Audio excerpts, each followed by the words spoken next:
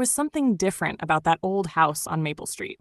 Neighbors walked past it every day, but few ever noticed the curtains that moved slightly when the wind was still.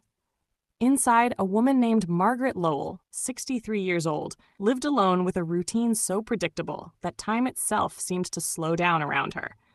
Every morning, she brewed one small pot of coffee, poured exactly half into a mug, and left the rest on the counter. She said it was for company, though no one ever came. Her husband, Frank, had passed away 8 years earlier, and her daughter, Claire, lived in Chicago with a life too busy to visit more than twice a year. Margaret's world had become quiet, filled with sounds that only old houses and older memories make. The floorboards creaked in the same spots Frank once stepped over, the clock ticked too loudly in the kitchen, and sometimes she caught herself setting the table for two. But everything began to change one cool October afternoon when she found a letter slipped under her door. No address, no name, just a folded piece of paper that read, "You're not as alone as you think." She stood still for a long time, the words heavy in her hands. For years, she'd gotten only bills and birthday cards, all of which were predictable and safe. But this was strange. At first, she thought it was a prank. Teenagers, maybe, the kind who skateboarded near her mailbox and shouted things she pretended not to hear. But the handwriting didn't look young. It was careful, deliberate, almost old-fashioned. That night, she placed the note on the mantel beside Frank's photo. "Someone must be bored," she muttered. Yet when she turned off the light, she couldn't stop thinking about it. The next morning, she went about her day as usual. Coffee, window check, crossword. But something inside her had shifted. The house didn't feel so empty. She caught herself humming while dusting the bookshelf, even smiling a little at the thought that someone, anyone, might still notice her existence. 3 days later, another letter arrived. This one was longer.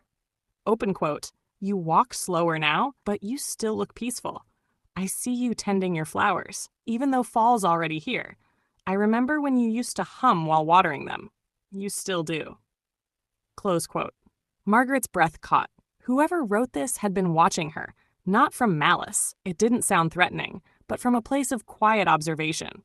Still, it made her uneasy. She closed all the blinds that night and locked the doors twice. But curiosity has a way of sneaking past fear. By the 5th letter, she was waiting for it. The writer knew details no stranger should.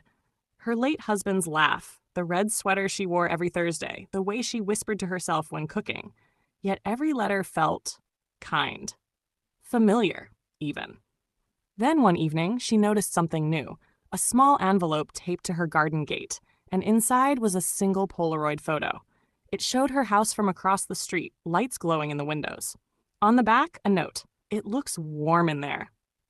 Margaret's hands shook as she turned the photo over. That night, she couldn't sleep. She sat in her armchair, wrapped in a blanket, staring out the window, half hoping to see the person who'd written those letters. At around midnight, she saw movement near the hedge. Someone standing there, small, still, almost hidden. She flicked on the porch light, and whoever it was ran off into the dark. She didn't call the police. Instead, she waited. Days passed without another letter. Then, one rainy morning, the knock came. Gentle, hesitant. When she opened the door, a boy stood there, no older than 16, drenched and shivering. "I'm sorry," he said. "I didn't mean to scare you." He explained that he lived 3 houses down. His name was Eli, and his grandmother had died last spring. She used to talk about Margaret, how she was always polite, how she had the prettiest rose garden on the block. "I guess I just missed her," Eli said, "and you kind of reminded me of her, so I started writing the letters." Margaret felt something inside her loosen, something she hadn't realized was clenched tight. She should have been angry. Instead, she told him to come inside and dry off. They sat at the kitchen table drinking cocoa. She learned that Eli's mother worked nights, and he spent most evenings alone. His world had gotten smaller after his grandmother died, just as hers had when Frank was gone. 2 lonely people, each pretending to be fine. From then on, Eli stopped sneaking around. He started visiting openly. He'd help with groceries, fix small things around the house, and listen to Margaret's stories about when Maple Street used to be filled with families, kids riding bikes, and block parties in the summer. And Margaret found herself laughing again, Real laughter, the kind that makes you forget how long it's been. Neighbors began to notice. Some said it was sweet. Others whispered, but neither of them cared. Every evening, they'd sit on the porch, watching the sun dip below the trees. Margaret would pour 2 cups of coffee again, just like before. Only this time, someone was there to drink the other one. That winter, Eli brought over a small Christmas tree and set it up in her living room.